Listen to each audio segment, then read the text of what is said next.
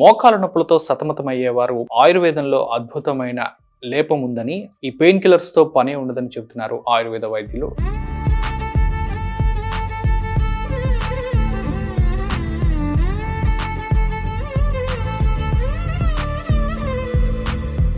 Hi, hello, నమస్తే. ఈరోజు మనం నీ పెయిన్స్, మోకాల నొప్పుల గురించి చర్చిద్దాం. అయితే మోకాల నొప్పులతో సతమతమయ్యేవారు పెయిన్ కిల్లర్స్ పై ఎక్కువగా ఆధారపడుతూ ఉంటారు.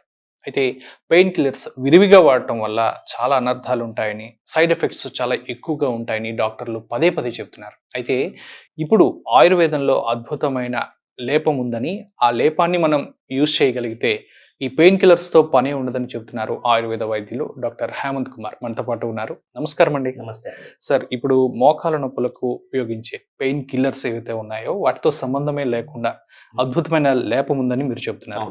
సో ఆ లేపాన్ని ఈరోజు మా వ్యూవర్స్ కోసం మాకు డెమో రూపంలో చూపించండి. దానికి వెళ్లే ముందు అసలు మోకాల నొప్పులు రావడానికి గల ప్రధాన కారణాలు ఏమై ఉంటాయి? ఎందుకంటే మోకాళ్ళ నొప్పులు ఎందుకు వస్తాయో అందరూ తెలుసుకోవాల్సి ఉంటుందండి. ఎందుకంటే ఇప్పుడు వయసు పైబడుతుంది అనుకోండి, వయసు పైబడుతున్నప్పుడు ఆబ్వియస్లీ మోకాళ్ళ నొప్పులు వస్తాయని చెప్పి అందరికీ తెలుసు. కానీ వయసుతో సంబంధం లేకుండా 60లోనే కాకుండా 30లో కూడా మోకాళ్ళ నొప్పులు చాలా మందికి వస్తాయి. సో మోకాళ్ళ నొప్పులు రావడానికి గల ప్రధాన కారణాలు ఏంటంటే ఇంజురీ కావచ్చు. సో కాలు బెనకడం కానీ, పడిపోతే కాలు లోపల స్వెల్లింగ్ రావటం కానీ, ఇవేమైనా జరగవచ్చు. లేదంటే ఒబేసిటీ, అధిక బరువు వల్ల కూడా మోకాళ్ళ నొప్పులు వస్తాయి. వయసు అరిగిపోయే డీజనరేటివ్ చేంజెస్ కావచ్చు, లేదు అంటే అధిక బరువు వల్ల కావచ్చు, లేదంటే పడిపోవడం వల్ల వచ్చే ఇంజురీస్ వల్ల కావచ్చు, లేదంటే కనుక ఎక్కువసేపు నిలబడి ఉండటం మోకాళ్ళ పైన ఒత్తిడిని తీసుకొస్తుంది. కొంతమంది కార్ ఎక్కువ డ్రైవ్ చేస్తూ ఉంటారు. సో కార్ అది ఎక్కువ డ్రైవ్ చేసేటప్పుడు కాళ్ళ పైన పడే ఒత్తిడి మొత్తం కూడా మోకాలు అనేది తీసుకుంటుంది. సో దాని వల్ల కూడా మోకాళ్ళ నొప్పులు వస్తాయి. అందరూ ఏం చేస్తారంటే మోకాళ్ళ నొప్పి వస్తున్నాయి కదా అని చెప్పి ఒక పెయిన్ కిల్లర్ మాత్రం అనేది వేసుకుంటూ ఉంటారు. వెరీ ఫ్రీక్వెంట్ గా వేసుకుంటారు. సో ఆ మోకాళ్ళ నొప్పులకి పెయిన్ కిల్లర్ వేసుకునే బదులు ఈ లేపాన్ని కనుక అప్లై చేసుకుంటే మోకాళ్ళ నొప్పులు చాలా బాగా తగ్గుతాయి. ఫర్ సపోజ్ మోకాళ్ళ నొప్పులు ఎక్కువ ఉన్నాయి అనుకోండి, వారం రోజుల పాటు రెగ్యులర్ గా, లేదు అంటే కనుక వారానికి ఒక 4 సార్లైనా ఈ లేపాన్ని కనుక అప్లై చేసుకుంటే కనుక మీకు పూర్తిగా ఒక 3-4 నెలల వరకు ఉపశమనం అనేది లభిస్తుంది. సో పెయిన్ కిల్లర్ల మీద మీరు ఆధారపడాల్సిన అవసరం అనేది ఉండదు. ఓకే. ఇప్పుడు ఆ లేపం తయారు చేయడానికి ఏమేమి ఇంగ్రీడియంట్స్ కావాలి, ఏం వస్తువులు మనకు కావాలి అనేది నేను మీకు చూపిస్తాను. మొత్తం అన్ని కూడా మనకి ఇంట్లో దొరికేవే ఉంటాయి. మీరు ఎక్కడికి వెళ్ళి కొనుక్కొని తెచ్చుకోవాల్సినవి ఎలాంటివి ఉండవు. సో మొత్తం కంప్లీట్లీ హోమ్ రెమెడీ అనేది నేను మీకు చూపిస్తాను. సో ఇప్పుడు మనకి రెమెడీకి కావాల్సిన ఇంగ్రీడియంట్స్ అన్ని ఒకసారి చూసుకుందాం. రైట్. ఇప్పుడు మనకి ప్రధానంగా కావాల్సిన ఇంగ్రీడియంట్ ఏంటంటే అల్లం. అల్లం మనం కొంచెం పేస్ట్ చేసుకోవాలన్నమాట. సో ఇలా మిక్సీ పట్టుకుంటే కనుక మనకి మెత్తటి పేస్ట్ అయిపోతుంది. అల్లం తీసుకోవాల్సి ఉంటుంది. అల్లం ఎందుకు తీసుకుంటామంటే అల్లంలో anti inflammatory and antioxidant properties ఉంటాయి. సో అది వాపు కానీ ఏమైనా ఉంటే వాపును తగ్గించడానికి బాగా యూజ్ అవుతుంది అనమాట. తర్వాత మనం తీసుకోవాల్సింది పసుపు. సో అల్లం మనకి ఒక 15 to 20 గ్రామ్స్ సరిపోతుంది. సో అల్లం తర్వాత మనం తీసుకోవాల్సింది పసుపు. పసుపులో కూడా యాంటీ ఇన్ఫ్లమేటరీ ప్రాపర్టీస్ ఉంటాయి. మనకి చూసుకుంటే పసుపుని చాలా వాటిల్లో వాడుతూ ఉంటారు. ఆయుర్వేదిక్ ప్రోడక్ట్స్ చాలా వాటిలో పసుపు ఉంటూ ఉంటుంది. సో పసుపు ఇంకో దేనికి పనికి వస్తుందంటే మనకి ఇమ్యూన్ రెస్పాన్సెస్ ని మోడిఫై చేస్తుంది. అంటే మనం దేనికైతే నొప్పిని ఫీల్ అవుతామో ఆ రెస్పాన్స్ ని, అంటే ఆ సెన్సేషన్ ని తగ్గిస్తుంది. నొప్పి ఫీల్ అయ్యే సెన్సేషన్ పెయిన్ కిల్లర్ ఏదైతే చేస్తుందో ఆ ప్రాపర్టీస్ ని కలిగి ఉంటుంది మనకి పసుపు. సో పెయిన్ కిల్లర్ బదులు మనం ఇది అందుకు తీసుకోవచ్చు, లేకపోతే అందుకు అప్లై చేసుకోవచ్చు అని నేను క్లియర్ గా చెప్తున్నాను అన్నమాట. సో తర్వాత తీసుకోవాల్సింది మిరియాలు పౌడర్ చేసేసుకోవాల్సి ఉంటుంది. మీరు మిరియాలు పౌడర్ చేసుకోవచ్చు, లేదంటే పెప్పర్ పౌడర్ బయట దొరుకుతుంది కదా, పెప్పర్ పౌడర్ అయినా డైరెక్ట్ గా తీసుకోవచ్చు.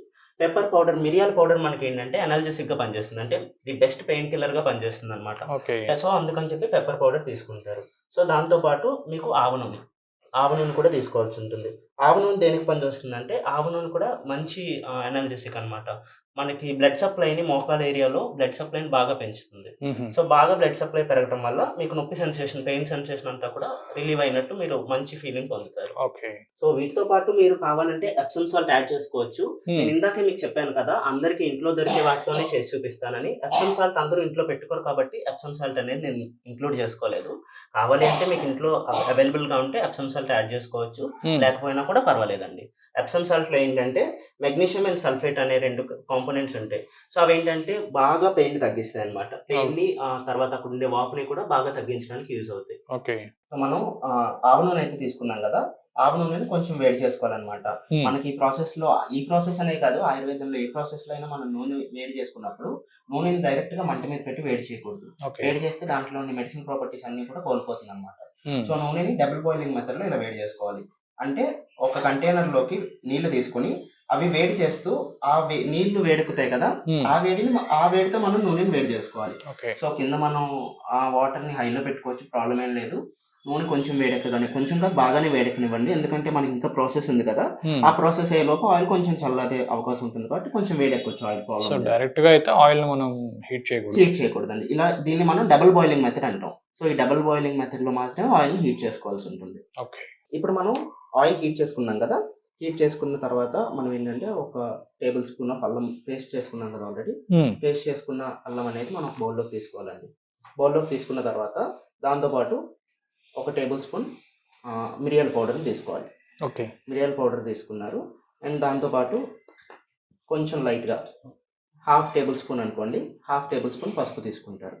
సో తీసుకుని మొత్తం దీన్ని బాగా ప్రెస్ చేసుకోవాలి, అంటే బాగా కలుపుకోవాలన్నమాట. సో కలుపుకుంటే ఇది ముద్దలా అవుతుంది. ఇది ముద్ద అయ్యే వరకు కలుపుకోవాల్సి ఉంటుందండి. అల్లం మనం వాటర్ కంటెంట్ కలిగి ఉంటుంది కాబట్టి ప్రాబ్లం ఉండదు. ఇవన్నీ కూడా తీసుకుని, ఇవన్నీ డ్రై సబ్స్టెన్సెస్ అయినా కూడా అల్లంలో ఉండే వాటర్ కంటెంట్ వల్ల ఇది బాగానే ముద్దగా అయిపోతుంది అనమాట. సో మనం లేపం తయారు చేయడానికి కావాల్సిన కన్సిస్టెన్సీ అనేది వస్తుంది. సో ఇప్పుడు దీంట్లో మనం ఒక 2 to 3 టేబుల్ స్పూన్స్, ఇది చిన్న స్పూన్ తీసుకున్నాను. సో క్వాంటిటీ ఈజీగా తెలుస్తుందని చెప్పి నేను చిన్న స్పూన్ తీసుకున్నాను. మీరు కూడా చిన్న స్పూన్ తీసుకుంటే కనుక మీరు ఎక్కువ ఆయిల్ వేయక్కర్లేకుండా కరెక్ట్గా ఆయిల్ వేసుకునేలాగా మీకు ఇబ్బంది లేకుండా ఉంటుంది. సో ఇది స్టోరేజ్ చేసుకోవచ్చా ఒకసారి మనం ప్రిపేర్ చేసుకుని? ఇది మనం తీసుకున్న ఇంగ్రీడియంట్స్ అన్ని ఉన్నాయి కదండి, అల్లం కానీ, మిరియాల పౌడర్ కానీ, లేకపోతే పసుపు కానీ, ఇవన్నీ మనం కలిపేసి ఉంచుకోవచ్చు. కలిపేసి ఉంచుకొని ఎప్పటికప్పుడు మనం ఆవ నూనె వేడి చేసుకుని అందులో యాడ్ చేసుకుంటే కనుక సరిపోతుంది. మనకు కావాల్సిన లేపానికి కావాల్సిన హీట్ అనేది ఆవ నూనె నుంచి వస్తుంది, మనం అదొక్కటే హీట్ చేసాం కాబట్టి. కానీ మీరు 2 days కి ఒకసారి కలుపుకుంటే బెస్ట్ అండి, ఎందుకంటే అల్లంలో ఉండే ఆ వాటర్ కంటెంట్ అనేది పోతే మనకి మళ్ళీ లేపం ప్రిపేర్ అవ్వదు అనమాట, అది పొడి పొడిగా ఉండిపోతుంది. సో ఎప్పటికప్పుడు తయారు చేసుకోవడం బెటర్. ఎప్పటికప్పుడు తయారు చేసుకోవడం బెటర్. అసలు ఇది పెద్ద టైం టేకింగ్ ప్రాసెస్ ఏం కాదు, ఒక 5 నిమిషాల్లో అయిపోయి, చాలా సింపుల్ గా ఉంది, చాలా సింపుల్ ప్రాసెస్ అండి. సో ఇప్పుడు మనకి లేపం అనేది రెడీ అయిపోయింది. సో ఇలా కన్సిస్టెన్సీ ముద్దగా ఉండాలన్నమాట. ఈ ముద్దగా ఉన్న లేపాన్ని మనం ఎక్కడ పెయిన్ ఉంటే అక్కడ మోకాల మీద అప్లై చేసుకోవచ్చు. ఎలా అప్లై చేయాలి ఏంటనేది ఇప్పుడు నేను మీకు చూపిస్తాను. ఇప్పుడు మనకు తయారైన లేపం ఉంది కదండి, సో అది పూర్తి బాగా వేడిగా ఉండాలి. ఇందాక మనం ఆవు నూనె వేడి చేసుకున్నాం కదా, ఆవు నూనె బాగా వేడి చేసుకుంటే గనక చర్మం ఓడ్చేంత వేడితో మనం తీసుకోవాలి లేపాన్ని. సో తీసుకుని మోకాల మీద ఇలా అద్దుకోవాలన్నమాట. సో ఇలా ఒళ్ళు ఓడ్చేంత వేడిగా ఉండాలండి. ఇందాక చెప్పాను కదా, అల్లంలో ఉండే ప్రాపర్టీస్ అవన్నీ కూడా మీకు వాపుని లాగడానికి వాపుని తీసేయడానికి బాగా యూజ్ అవుతాయి అన్నమాట. సో మోకాలి పరిమాణం ఎంత ఉంటే అంత పరిమాణంలోని కూడా మనం అప్లై చేసుకోవాల్సి ఉంటుంది.